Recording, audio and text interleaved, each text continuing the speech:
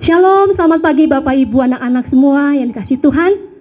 Mari pagi hari ini kita mau minta pimpinan Tuhan atas setiap kehidupan kita. Kita mau minta penyertaan Tuhan atas setiap kehidupan kita hari lepas hari. Mari siapkan hatimu. Kita minta untuk berjalan bersama-sama dengan Tuhan. Ini kami Tuhan, kami mau berjalan dengan Engkau.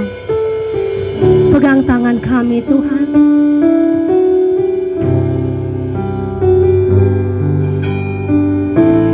Bila Engkau tak bersertaku, ku tak mau berjalan. Ku perlu Tuhan, pimpin langkahku dalam kasih karunia-Mu. Pimpin langkahku setiap waktu, berjalan dalam Roh-Mu. Nyatakan Tuhan kemuliaan-Mu, dan berjalanlah denganku. Bila Engkau tak bersertaku,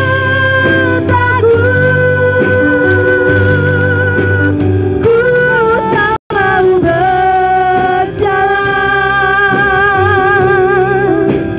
Ku perlu Tuhan, pimpin langkahku dengan kasih karunia-Mu. Pimpin langkahku setiap waktu,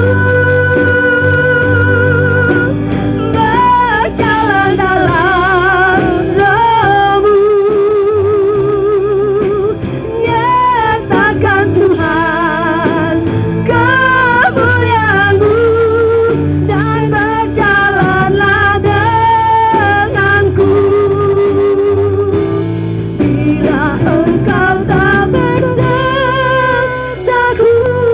mari kita katakan, ku tak mau berjalan.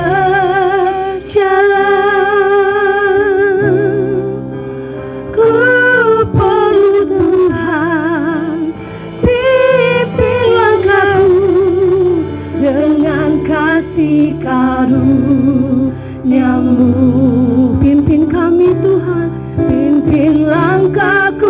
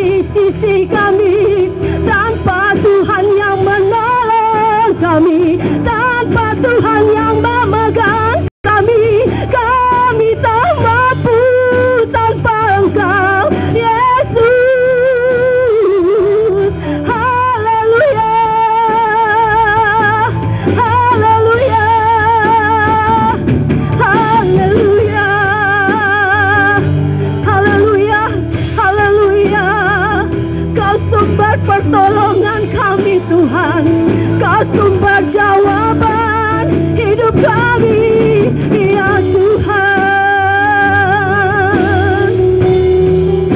Kami tidak mau berjalan sendiri Tuhan, kami mau ada Engkau selalu bersama dengan kami, Engkau selalu beserta dengan kami Tuhan, sebab Engkau sumber pertolongan kami Tuhan. Haleluya, haleluya. Oh,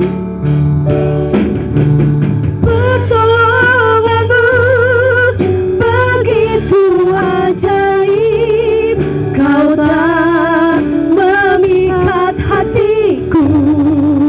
Katakan, di saat aku tak sanggup lagi, di situ tangan-Mu bekerja, pertolongan-Mu begitu ajaib, Kau tak memikat hatiku. Kini mataku tertuju padamu, ku rasakan kasih-Mu Tuhan. Amin Tuhan. Mari kita katakan, hatiku tenang berada dekat-Mu, Kaulah jawaban hidupku. Hatiku tenang, yes, berada dekat-Mu, Kau yang pelihara hidupku. Pertolongan-Mu begitu ajaib, Kau telah memikat hatiku. Di saat aku tak sanggup lagi, di situ tangan-Mu bekerja.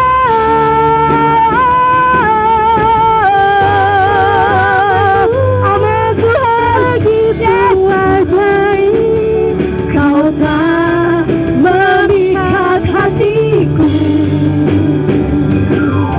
Kini mataku tertuju padamu, ku rasakan kasih-Mu Tuhan. Haleluya. Pertolongan-Mu begitu ajaib, Kau tak memikat hatiku. Di saat aku tak sanggup lagi, di situ tangan-Mu bekerja. Pertolongan-Mu Tuhan, pertolongan-Mu begitu ajaib, Kau tak memikat hatiku. Kini mataku tertuju padamu, ku rasakan kasih-Mu Tuhan. Kini mataku tertuju padamu, ku rasakan kasih-Mu Tuhan. Haleluya, haleluya. Pertolongan kami datangnya dari-Mu Tuhan, tiada yang lain, hanya dari Tuhan Yesus, hanya dari Tuhan Yesus semata-mata. Terima kasih Bapa, terima kasih. Haleluya, haleluya. Terima kasih Tuhan. Haleluya. Sungguh benar Tuhan, bahwa pertolongan kami hanya datangnya daripada-Mu Tuhan. Sebab itu Tuhan, mari berjalan dengan kami. Mari pimpin langkah kami Tuhan, supaya kami boleh berjalan di dalam kebenaran-kebenaran-Mu ya Bapa. Terima kasih banyak ya Tuhan. Pagi hari ini kami rindu mendengar suara-Mu. Kami rindu Engkau berbicara bagi setiap kami di tempat ini. Berfirmanlah Tuhan, berfirmanlah, kami siap mendengarnya. Urapi hamba-Mu yang akan beritakan kebenaran firman-Mu, menyatakan isi hati-Mu. Bila pengurapan yang baru boleh Tuhan nyatakan atasnya. Dan setiap kami Tuhan, kami boleh mengalami sesuatu yang luar biasa bersama-sama dengan Engkau. Terima kasih Bapa. Di dalam nama Tuhan Yesus, firman yang hidup kami berdoa. Haleluya. Amin. Shalom, jemaat yang dikasihi Tuhan, puji nama Tuhan. Kita jumpa lagi dalam ibadah di hari Minggu di tanggal 17 Mei 2020 ini. Saya bersyukur karena sampai hari ini Tuhan Yesus begitu baik bagi kita semua.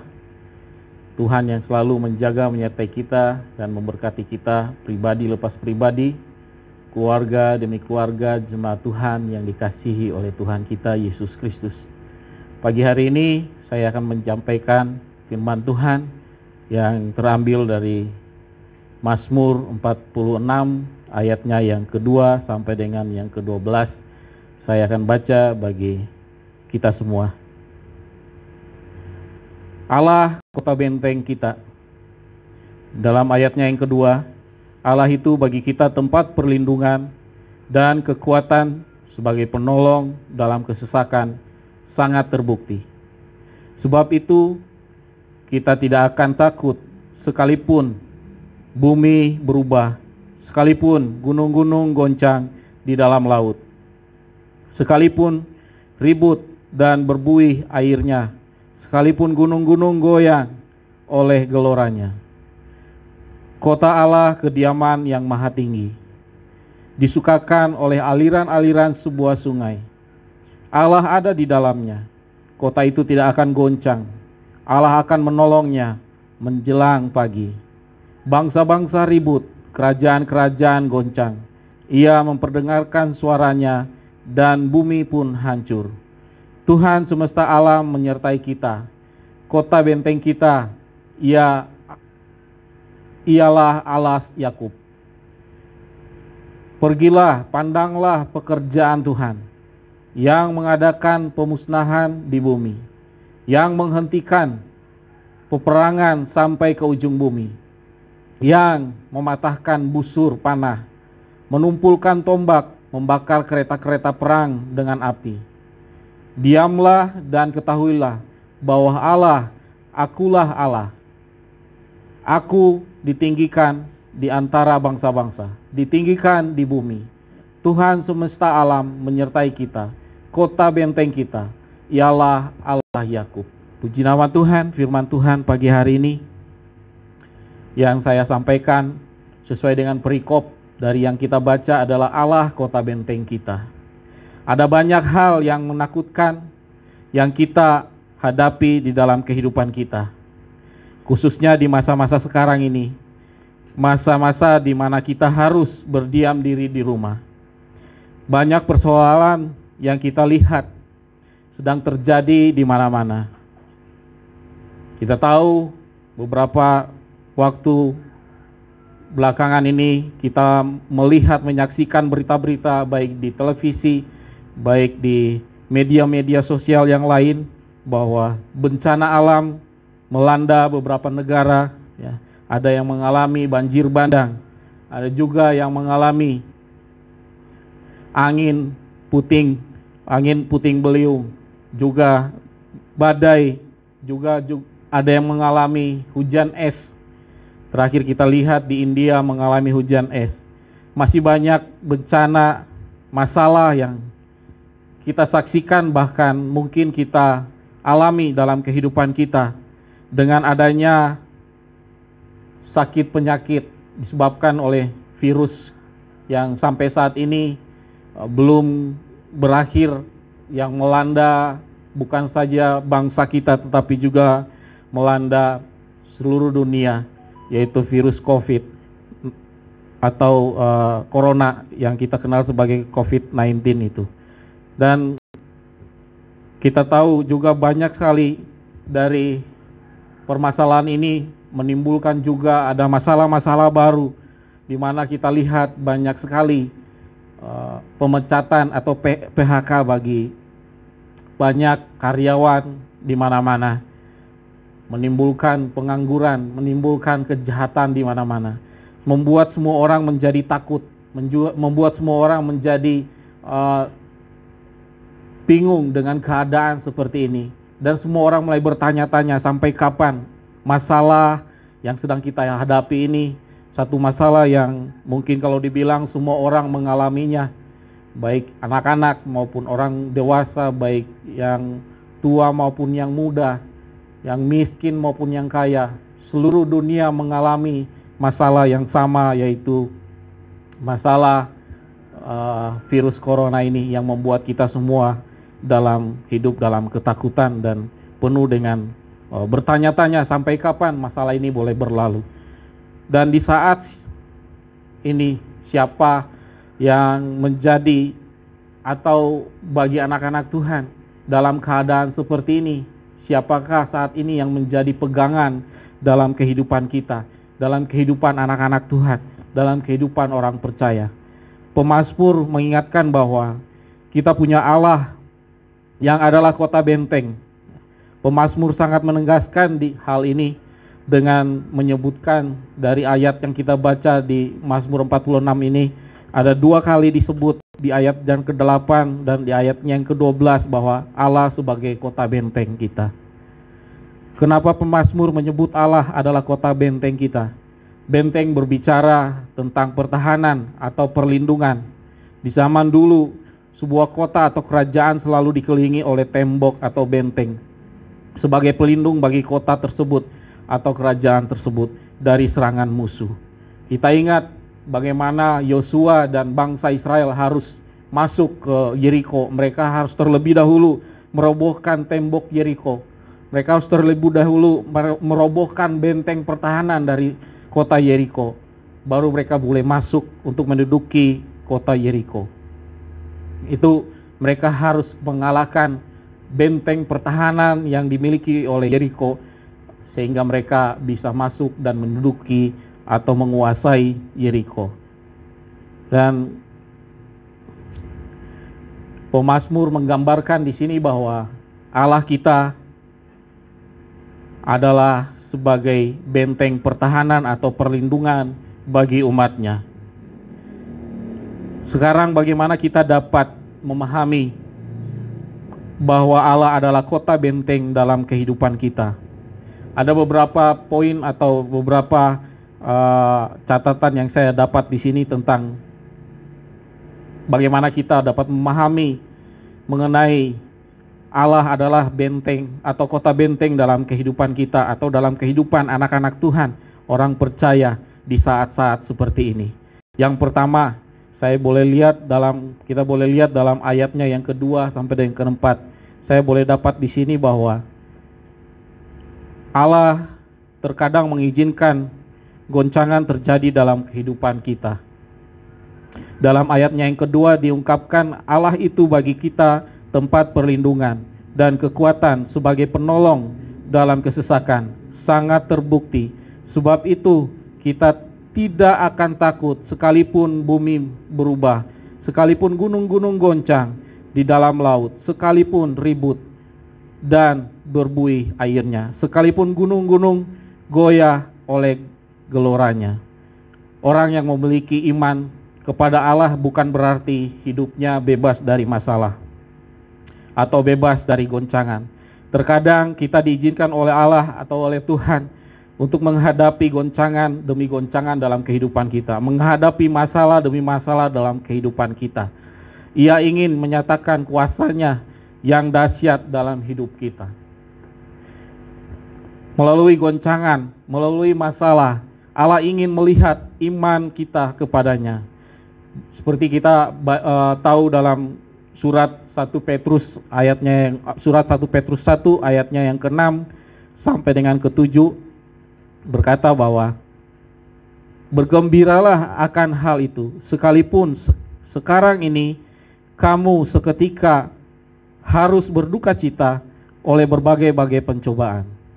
Maksud semuanya itu ialah untuk membuktikan kemurnian imanmu yang jauh lebih tinggi nilainya dari kamu, daripada emas yang fana, yang diuji kemurniannya dengan api, sehingga kamu memperoleh puji-pujian dan kemuliaan dan kehormatan pada hari Yesus Kristus menyatakan dirinya. Jelas di sini bahwa setiap masalah yang kita hadapi, yang kita alami sebagai anak-anak Tuhan, Tuhan terkadang mengizinkan masalah itu terjadi dalam kehidupan kita karena Tuhan ingin mengetahui iman percaya kita kepada Tuhan, sampai di mana kita menaruh kepercayaan kita kepada Tuhan.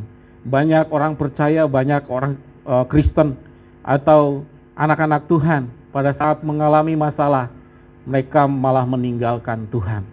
Tetapi di sini dikatakan bahwa di ayatnya yang ke-6 tadi bahwa bergembiralah. Kenapa kita harus bergembira di dalam setiap masalah?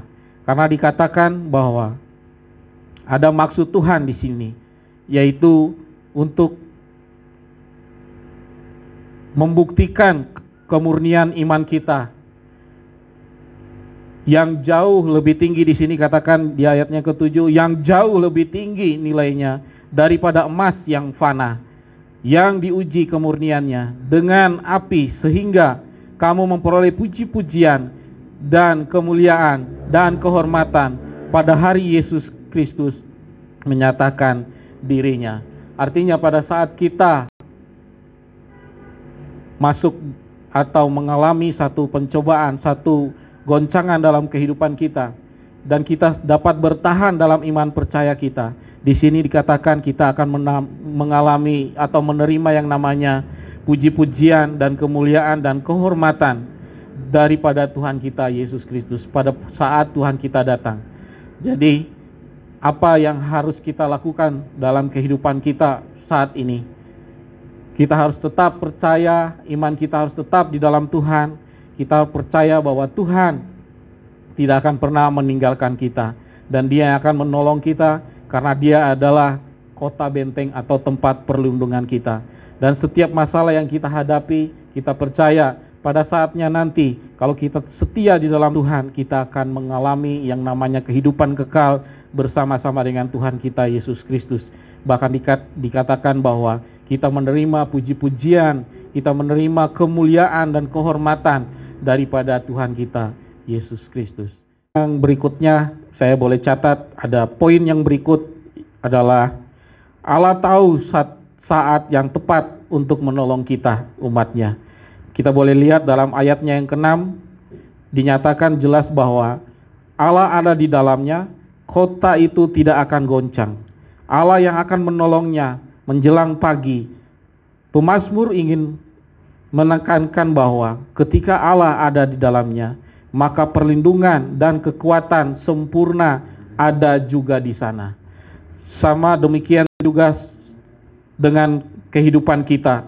Saat kita mengizinkan Allah hadir dalam kehidupan kita, maka kita tahu kita tidak perlu takut akan segala goncangan yang ada, karena Dia tahu atau Tuhan tahu kapan Dia menolong kita. Tuhan punya waktu yang sangat tepat untuk menolong kita, untuk menyelamatkan kita. Kenapa di sini dikatakan bahwa Allah akan menolong kita menjelang pagi? Kenapa tidak sore atau siang atau malam? Kita tahu bahwa Tuhan punya waktu, dan waktu Tuhan tidak pernah terlambat dalam menolong anak-anaknya. Dalam beberapa bagian dalam firman Tuhan, kita juga dapat melihat bahwa Tuhan Yesus beberapa kali menolong umatnya, menolong bangsa Israel, orang-orang yang bersama-sama dengan Tuhan tepat pada waktunya. Tuhan tahu kapan Tuhan membangkitkan Lazarus dari kematian. Tuhan juga tahu kapan Dia menolong Petrus. Tuhan juga tahu di dalam Matius 15 ayat 21 sampai 28 kapan Dia harus menolong perempuan Kanaan yang anaknya kerasukan setan. Waktu Tuhan tidak pernah salah, waktu Tuhan tidak pernah terlambat. Kenapa Tuhan harus dikatakan dalam pemazmur tadi bahwa pertolongan Tuhan itu di pagi-pagi hari, di pagi hari. Kita tahu bahwa hari-hari ini kita yang mengalami kejadian-kejadian dalam kondisi saat ini, banyak sekali hal-hal yang tidak kita dapat duga, tidak dapat ditebak bahwa apa yang akan terjadi dalam kehidupan kita di hari-hari mendatang. Dan dikatakan bahwa pertolongan Tuhan itu datang pagi-pagi. Pada saat kita bangun mungkin pagi-pagi, ada pertolongan Tuhan di sana dalam kehidupan kita, pribadi lepas pribadi. Oleh sebab itu saya minta untuk setiap jemaat yang dikasihi oleh Tuhan, mari setiap kita untuk tetap datang pada Tuhan. Pagi-pagi sebelum kita melakukan aktivitas kita, kita datang sama Tuhan, berserah sama Tuhan, agar semua yang akan kita hadapi dalam setiap kehidupan kita, hari lepas hari, kita tahu ada pertolongan Tuhan dalam setiap kehidupan kita.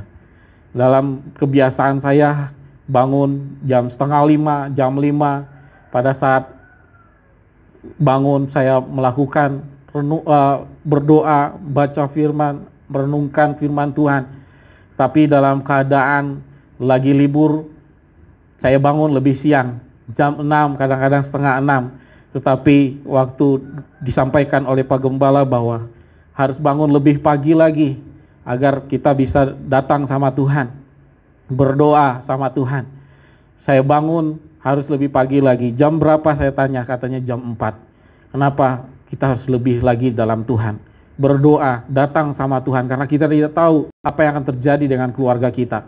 Kita tidak tahu apa yang akan terjadi dengan pribadi kita, dengan anak-anak kita, mungkin dengan istri, dengan suami kita.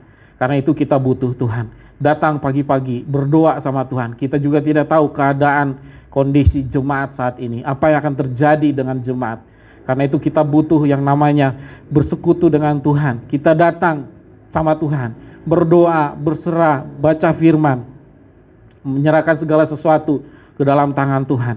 Karena kita tahu bahwa pertolongan Tuhan itu selalu tepat pada waktunya dalam setiap kehidupan kita. Dalam ayatnya yang ke-11 dikatakan, diamlah dan ketahuilah bahwa akulah Allah, aku ditinggikan di antara bangsa-bangsa, ditinggikan di bumi. Kata diamlah dapat juga kita artikan bahwa diam dan tenang, serahkan segala sesuatu kepada Tuhan. Kebanyakan kita sebagai manusia, kita sebagai orang-orang yang mungkin juga orang percaya atau tidak percaya, kita pada saat mengalami atau menghadapi masalah, kita mulai bertindak dengan pikiran kita, dengan kekuatan kita, dengan kepintaran kita. Tapi di sini pemazmur berkata bahwa diamlah dan ketahuilah bahwa akulah Allah, aku ditinggikan di antara bangsa-bangsa, ditinggikan di bumi. Allah yang kita sembah itu adalah Allah yang berkuasa atas bangsa-bangsa, Allah yang berkuasa sampai ke ujung bumi. Dia berkuasa atas kehidupan kita. Dia minta agar kita diam. Diam bukan berarti tidak melakukan apa-apa, tapi diam, datang di bawah kakinya, berdoa, menyerah, berserah penuh kepada Tuhan. Serahkan segala sesuatu dalam kehidupan kita kepada Tuhan. Dan kita percaya pada saat kita masuk dalam hari-hari kita, ada pertolongan Tuhan yang selalu menyertai kita. Kita tidak akan takut lagi, karena Tuhan kita adalah Tuhan. Bahkan dikatakan Dia yang berkuasa atas bangsa-bangsa. Dia yang berkuasa sampai ke ujung bumi. Di dalam ayat yang sebelumnya dikatakan bahwa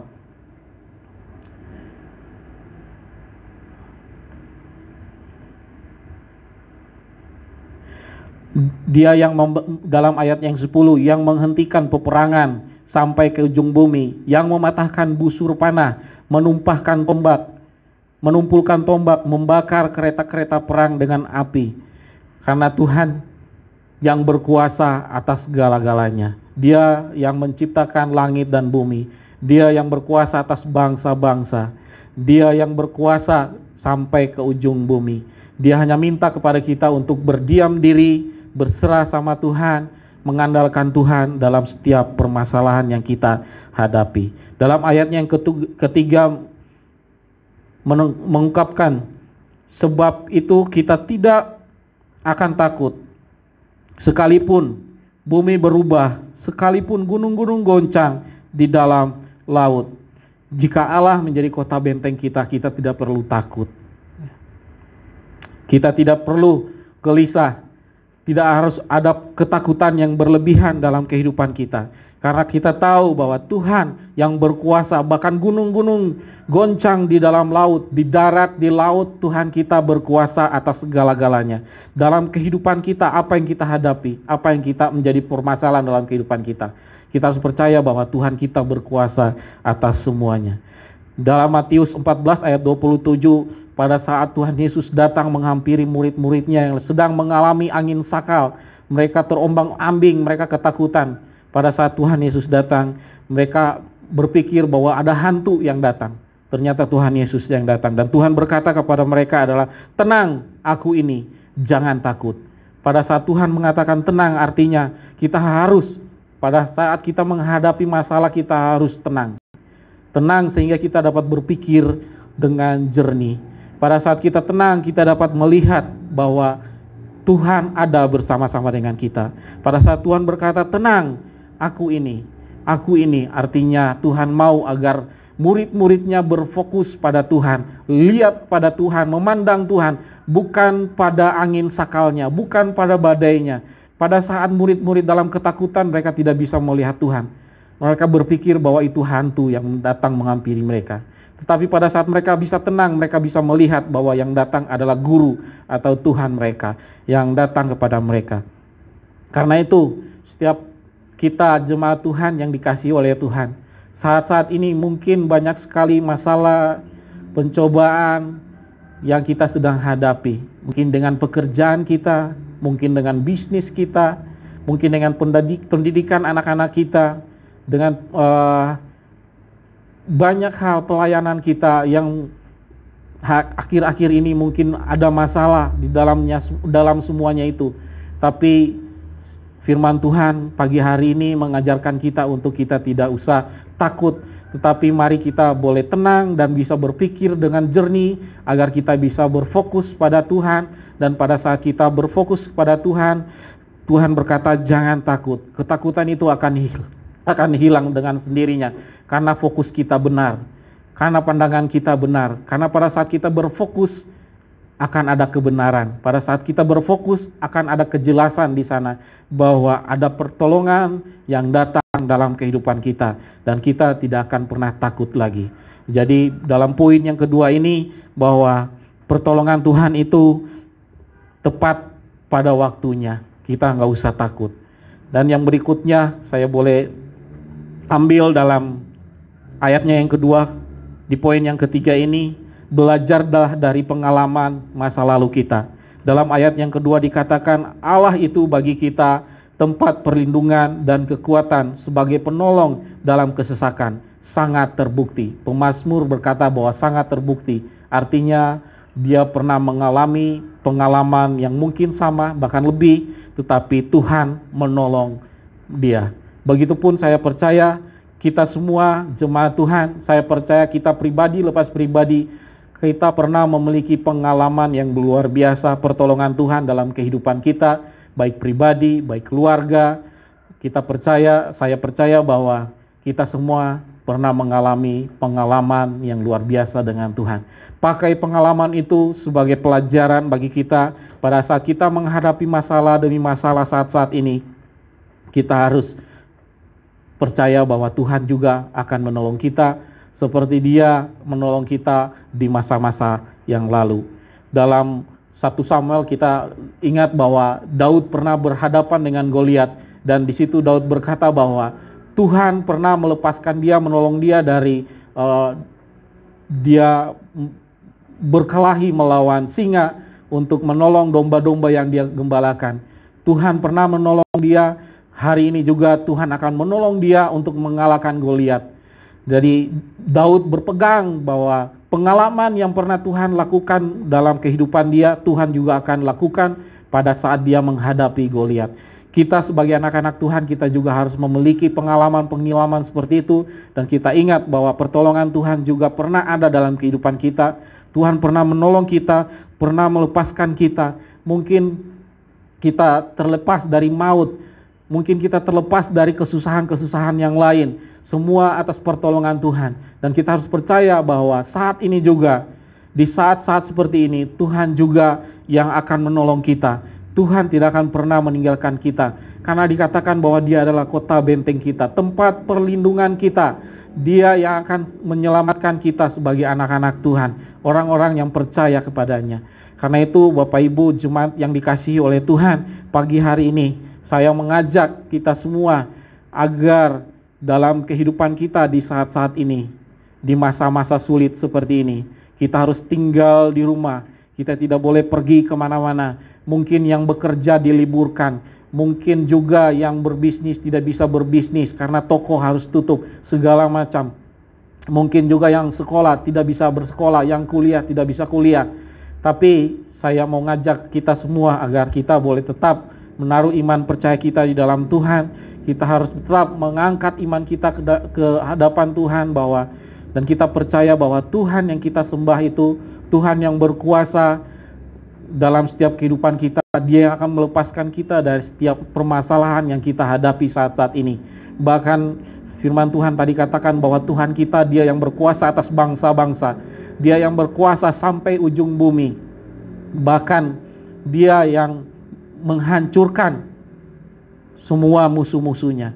Karena itu kita yang percaya kepada Tuhan, kita harus tetap tinggal di dalam Dia, pegang iman percaya kita, dan percaya bahwa kalau kita di dalam Tuhan, masalah boleh ada, tetapi kita tidak akan dibiarkan binasa oleh Tuhan.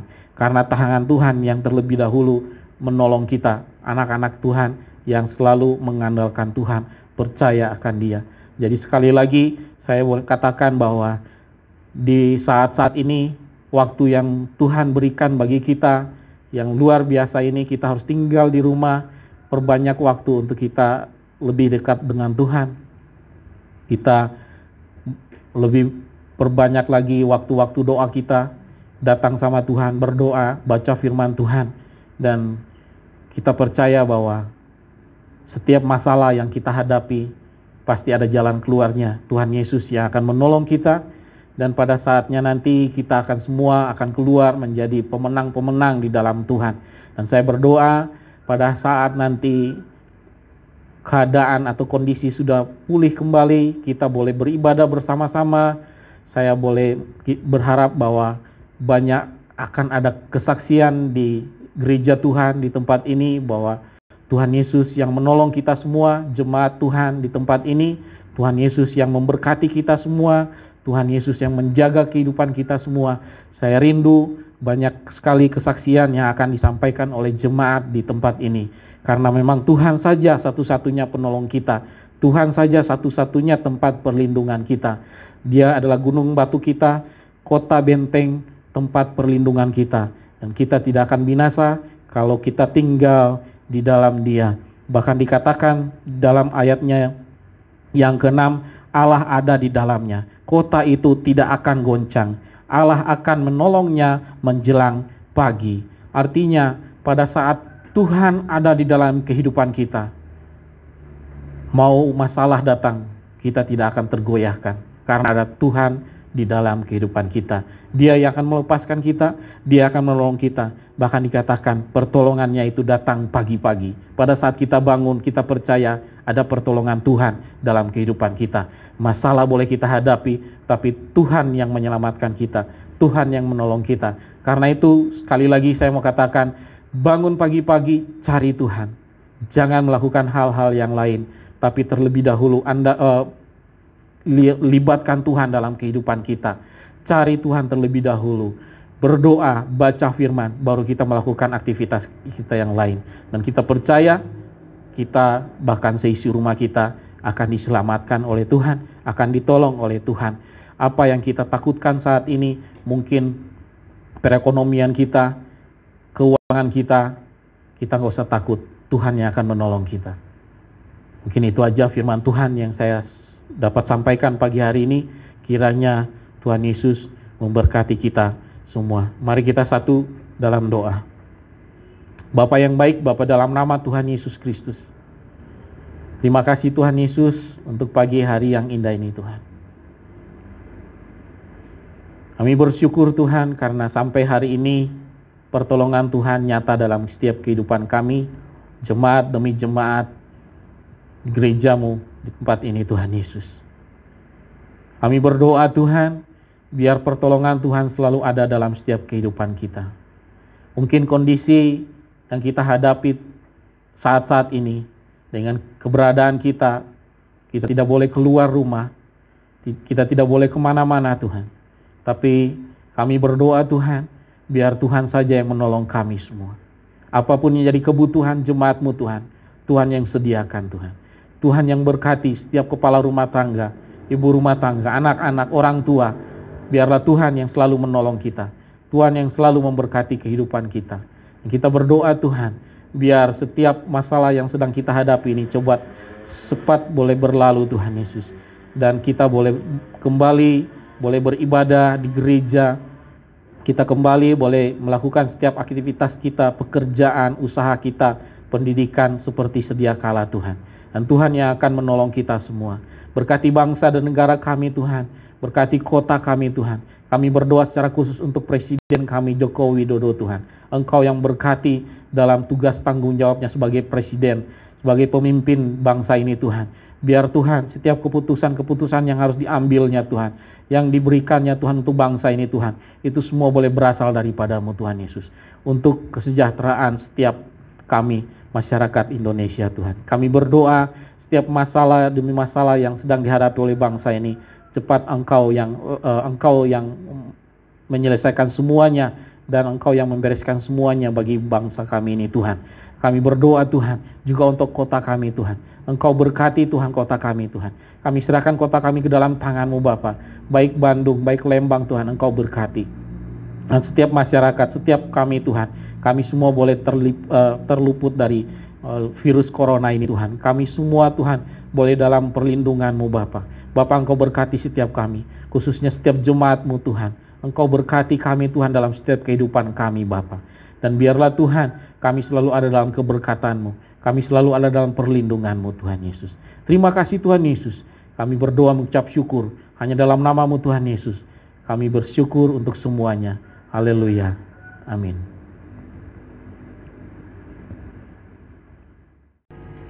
Jemaat yang dikasihi oleh Tuhan Yesus Kristus, kita sudah memuji menyembah Tuhan.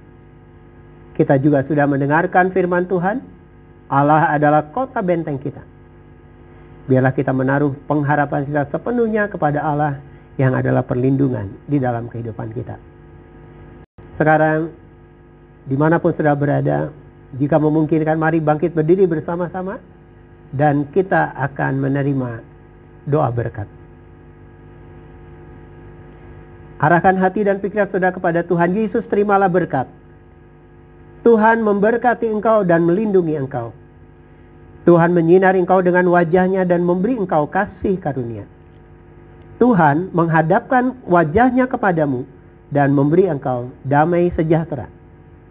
Di dalam nama Bapa dan Putra dan Roh Kudus, yaitu di dalam nama berkat Tuhan Yesus Kristus, belas kasihan Allah, pengampunan Allah turun atas kita. Kasih dan setia-Nya menjagai saudara-saudara sekalian sepanjang hari, sepanjang minggu ini, dan bahkan untuk seterusnya dan selama-lamanya. Terimalah berkat di dalam nama Tuhan Yesus. Amin.